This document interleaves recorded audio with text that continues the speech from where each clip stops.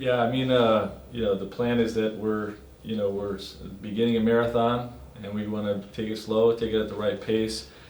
Um, the takeaways were that guys overall are in pretty good shape. I'm not displeased with anyone in that regard that worked yesterday. We have a lot of time to get guys ready, but what I was trying to get accomplished in day one was to reintroduce their bodies to movements that they probably haven't done for 4 months, defensive slides, get their lateral muscles working, 94 feet sprinting, and live contact, all in short doses.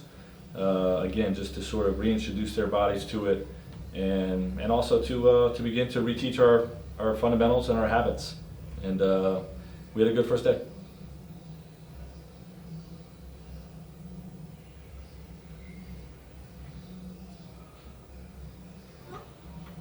Who's next? Oh, Mark. Mark, are you muted?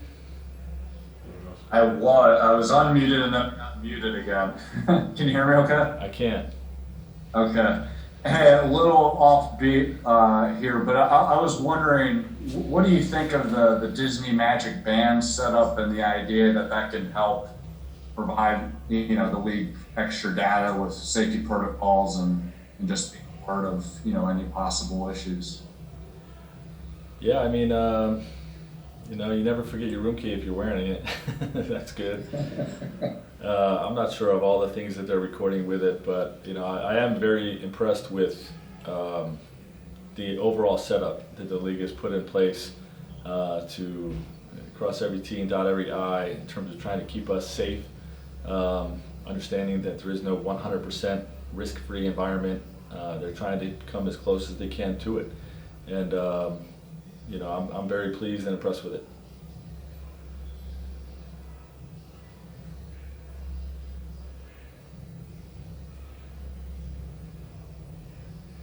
Are you muted, Bill?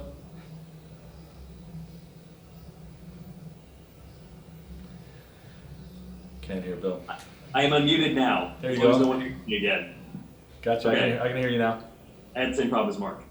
Given that guys will only be practicing a few hours a day, and they're obviously there for all 24 of them, how do you want your guys spending the other 20 hours of the day that they're not on the court and in the gym in some capacity? However they want.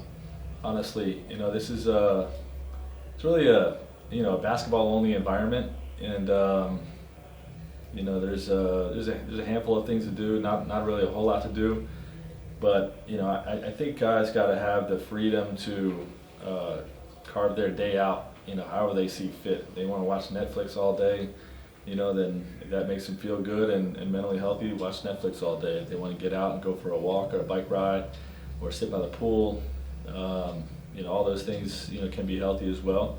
Meet a friend for a lunch or a dinner from another team that's in our hotel. All those types of things are fine to do, and honestly, I think it would be inappropriate to try to carve out their day for them. Just give them the freedom to as much freedom as they can, because we're in a restricted environment. So I'm just letting them choose, make those choices on their own. Last two questions. Frank, we heard that Danny and Dwight were not able to practice with you as scheduled yesterday.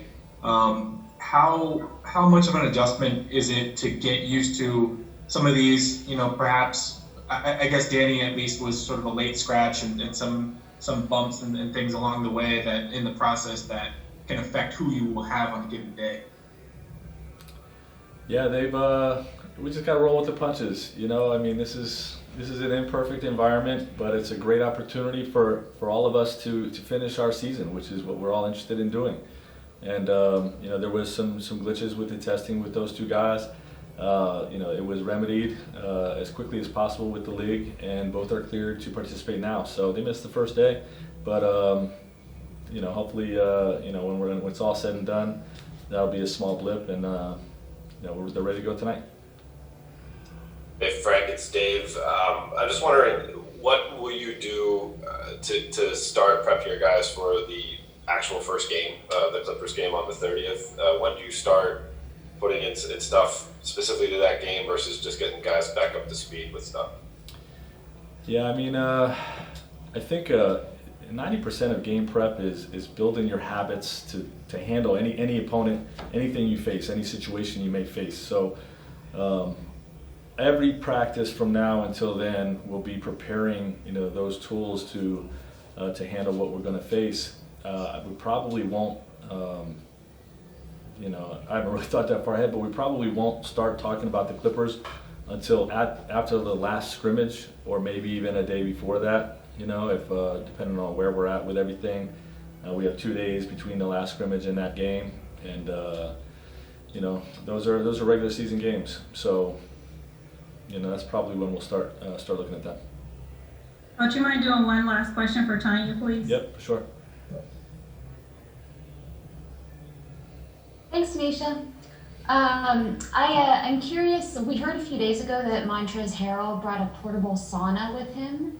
I'm curious if you've heard of what's the most interesting thing you've heard of someone packing for this 2 and 3 month stay?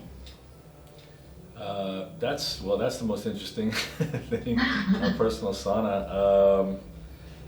Honestly, I haven't heard anything other than, the basics. I bought an Apple TV, hoping to click into the TV so I can have some of my streaming abilities. I haven't heard anything else too crazy, to be honest with you.